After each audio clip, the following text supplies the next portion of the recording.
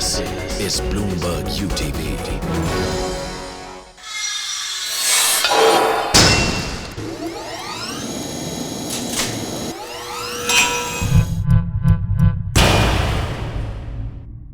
This is Talkback. I'm Hindol Sengupta. Delighted to welcome on the show today with me an industry unto himself, doctor, healer, spiritual guru. Please welcome Deepak Chopra. Deepak Chopra, welcome to the show. Nice to be here. I wanted to begin by asking you something I was told just before I came to do this interview with you. Somebody said if Maharishi Mahesh Yogi is the Amitabh Bachchan of the spiritual industry, Deepak Chopra is the Shahrukh Khan. Well, those are interesting metaphors. Maharishi Mahesh Yogi was, in fact, my teacher, my That's guru. right, yes. Spent many years with him. Inherent in that analogy is the point about creating a global brand from the idea of well-being, from the idea of health, from the idea of greater spiritual success in a sense, in an increasingly commercial, materialized world. When you look at the industry that in a sense you have spawned, and you look at the world as it stands today, going into a new decade, into the 21st century, what is the future of that industry of spirituality, Dr. Chopra? Well, first of all, you have to understand that even though I'm perceived as a brand and probably am one, that wasn't the intention when I started out, or even now isn't. On the other hand, I do recognize that brands are encapsulated mythologies, brands are encapsulated stories. They're also, in a sense, a symbolic expression of, in the public domain, of reliability or you might say trustworthiness. So a brand is a very interesting thing if you really think about it. You don't think of yourself as a brand? I think I teach how to brand people. That's right. And brand industry and brand products and brand services at Kellogg Business School. Actually, I have a whole course that I teach.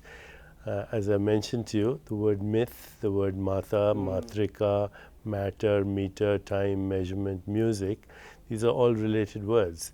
These are stories that have a theme, that have a motif, that have characters, and that in the end actually inspire people to an idealist vision. The number one trend in the world right now is well-being. It's the number one trend in the world, not just well-being physically, but emotionally, spiritually, ecologically, the well-being of businesses after all the disasters on Wall Street. So we need to have a very credible story that tells us what is the real meaning of well-being. And for that, we need to write a new story, even in business. What kind of new stories are being written, therefore, in the world of business about well-being? The new stories that are being written are that business is no longer just about improving shareholder value. Businesses are about giving worthy service and product to society that increases the well-being of society, and that shareholder value is a byproduct of that. So there's a shift in focus, from capitalism to conscious capitalism. And I think it is absolutely necessary at this moment, because if we don't, we'll see we're already seeing the effects of an economy that was based on a fantasy, an economy where $2.9 trillion was circulating in the world's markets every day, of which less than 2% went to provide meaningful services or products. So we're seeing a shift, a whole mind shift in what business means. Some people have pointed out that in the collapsing world, in the last 1 year, the collapse that we've seen across the world, the worldwide recession, the only industry that seems to be recession-proof, in a sense, is the industry of spirituality.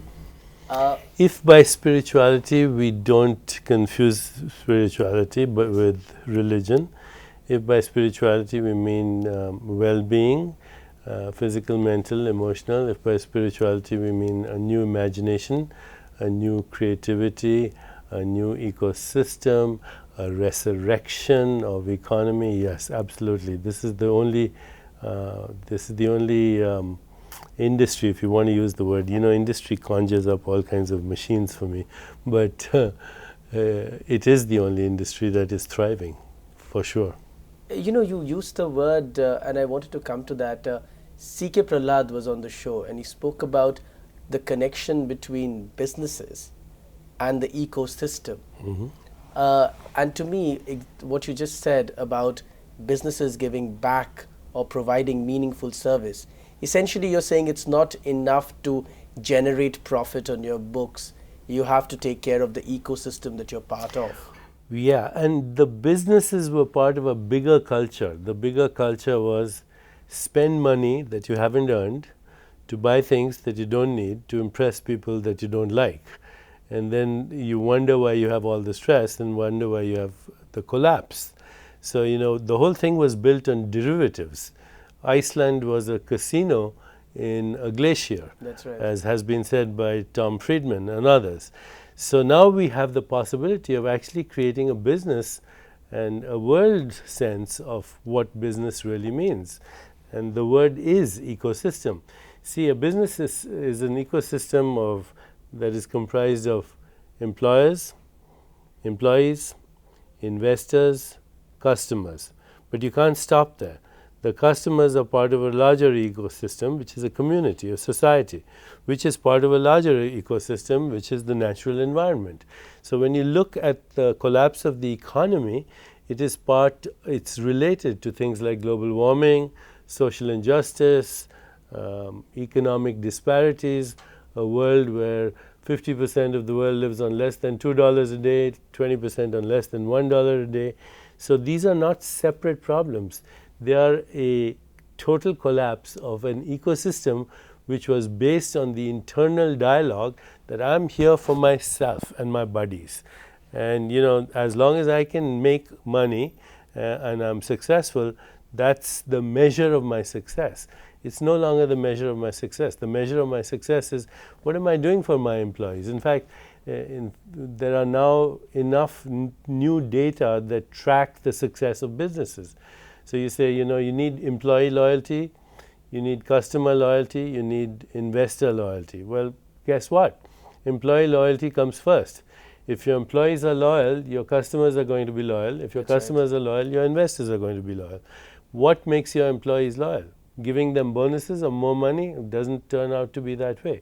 You're caring for your employees, the well-being of your employees, physical, emotional, the personal growth of your employees, all translates into bottom line dollars for the business. This is the future. It was survival of the wisest now and survival of the fittest before. Wisdom is that knowledge that heals the ecosystem.